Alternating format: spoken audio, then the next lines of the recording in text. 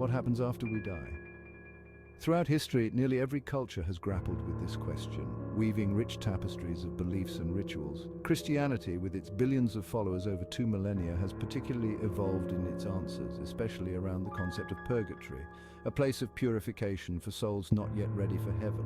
The notion of purgatory has been both a comforting and a controversial element within Christian theology. It's a doctrine that emerged not from clear scriptural declarations, but from centuries of theological debate and the crucible of human experience.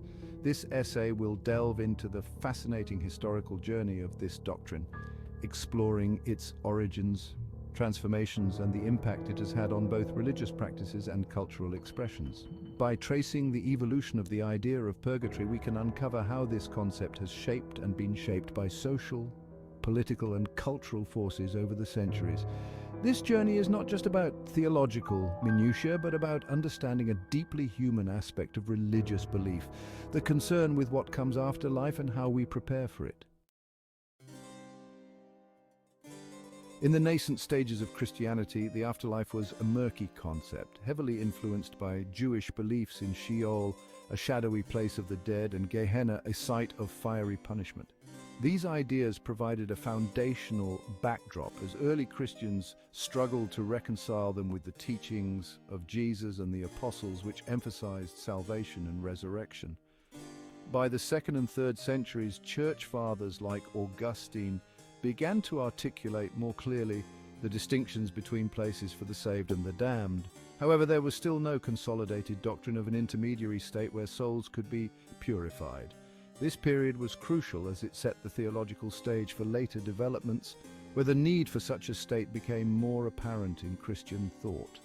The transformation of these early ideas into a more structured concept of purgatory was influenced by the everyday experiences of believers. As Christians prayed for the dead, they implicitly supported the notion that the afterlife was not just a black and white destiny, but included a process of purification, a space that would later be defined as purgatory. The Middle Ages were a pivotal era for the doctrine of purgatory, marked by significant theological developments and the increasing influence of the Church in daily life. It was during this time that visions of an intermediary realm began to crystallize into more formal doctrinal statements. Theologians like Thomas Aquinas argued intensively about the nature and purpose of purgatory, embedding it more deeply into Christian theology. This era also saw the growth of indulgences, payments or good deeds that could reduce one's time in purgatory. This practice was intended to emphasize the Church's role in the salvation of souls, but eventually led to widespread abuse and corruption, which would later fuel reformist critiques. Nevertheless, during the medieval period, the concept of purgatory became a significant part of Christian life, influencing art, literature, and personal piety.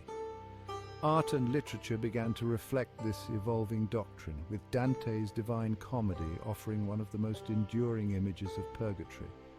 A structured mountainous realm where souls ascend towards heaven.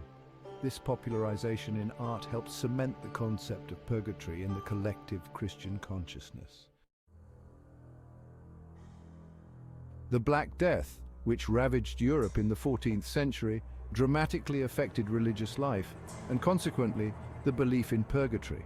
As millions died abruptly from the plague, the living were left to grapple with the theological implications of mass death and the fate of the souls of the departed. This period forced a deeper engagement with the concept of purgatory as people sought solace in the hope that their loved ones were not damned but undergoing purification. The Church responded to this mass existential crisis by emphasizing the role of purgatory as a merciful, purifying process rather than a punitive one. This helped to mitigate the fear of immediate damnation for the untimely dead and reinforced the practice of praying for the souls in purgatory. The plague thus influenced a more compassionate conceptualization of this intermediary state.